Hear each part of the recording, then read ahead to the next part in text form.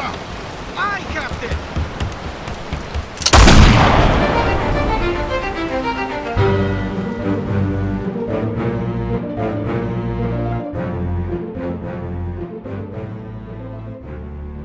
Hello and welcome to my ship, where it is completely safe. I made this with my own 2 hands and a computer.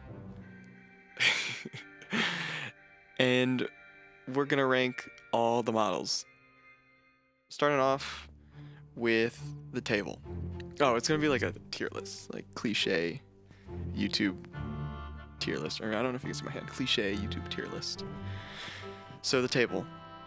A lot of unnecessary detail. It's got screws, or not screws, it's got nails, it's got legs, and I built it, I didn't know I wanted it to be broken at first, so I built it not broken, and then the broken bit was just sort of added on, and it looks okay. The jagged bits, they don't look great up close, but yeah, so we'll give that a B tier. The lanterns. Now, the lanterns are interesting because I had issues with lighting and scale. How bright are candles? Are candles bright enough to light your pirate ship? I don't know. I don't know if candles are bright enough to light your pirate ship. I don't know how bright they should be. But they're as bright as they are, and it results in these big like orbs of light, kind of. And that was the second difficulty, is making so the glass wasn't completely like perfectly transparent, so it just didn't look like it was there at all. Oh, and the hook for it is really quick, really jank. But you don't see it, and I think the lantern swinging kind of gives it a good sense of motion to the ship. Speaking of motion, the cannonballs. Cannonballs? Oh, I gotta give it a lanterns. We'll put it in C tier. C tier. Cannonballs. It's just a circle or spear. S tier. Super simple. One texture. Put it on a circle. Don't need to unwrap it. Well, maybe you do, but perfect, easy, how it should be. Now ropes and the fuse. So initially they were going to be ropes kind of up on the top, like I'll show you my reference, and that was going to be really cool. It was going to be like, you know, the interiors to some of the things in Sea of Thieves, but ropes in 3D seem to be like a pain, and I'd already spent tons and tons of time working on the ship. It just wasn't worth it anymore, so I went and downloaded some rope and stretched it and did horrible things to it. It doesn't look good. The fuse looks okay because it's small, but the ropes to the hammock, wait, I don't know which side my hammock's on. The hammock, if it's on that side, or the hammock, if it's on that side, I don't think looks very good. I know they don't look very good. We finally made it to the best model on here. The bucket. Who doesn't love buckets? And the thing about this bucket is that it is all the way in the corner up there. Actually, I shouldn't point because I don't know where things are. But it's in the corner up in the top of the image and the corner at the bottom left. And you can't see it. And it took me, no, I'm not going to say forever. It took me a long time. It took me the same amount of time as basically anything else in here, including the things that featured much more prominently. So I was like, I love this bucket. I made this bucket. It looks pretty good. Let's throw it in another render. And this is what this whole process, this whole render here, this is what it taught me. Use assets. If you're making an image, use assets. Because everything in here, excluding a few things, I modeled. And it took me forever. This render with the chicken and the arrow and the bucket, that render took me like 2 hours, 3 hours, who knows? But it was a very short time, 2 days, we'll say. 2 days of intermittent work. And this render with the ship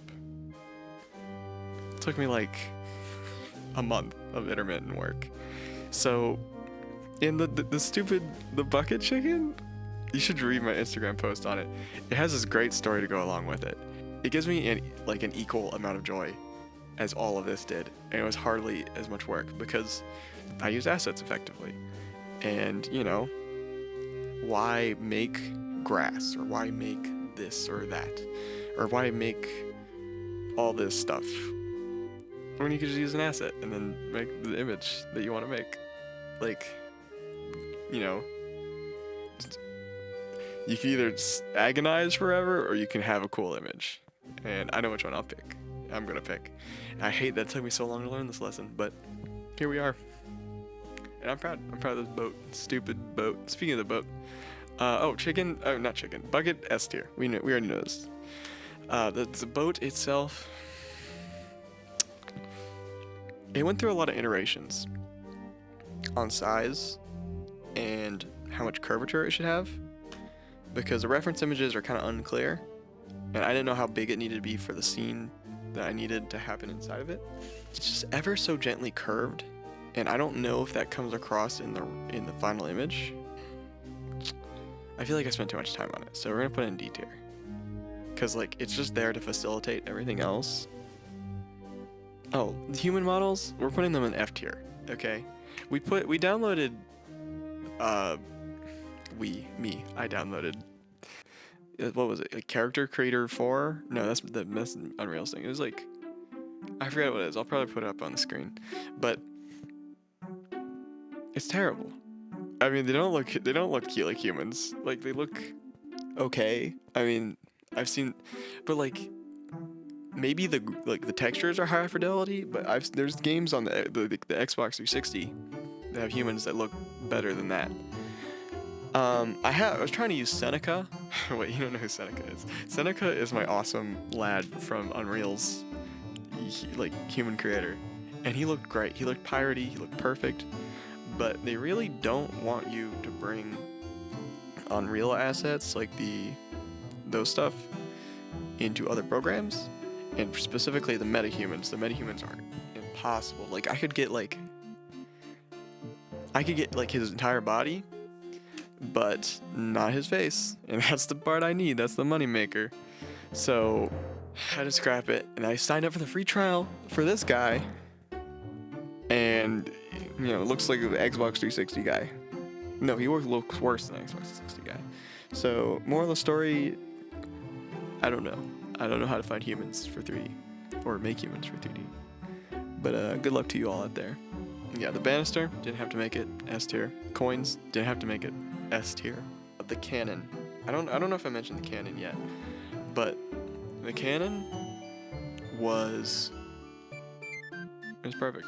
There's this perfect diagram of the cannon online that I used to model it, so it looks pretty accurate.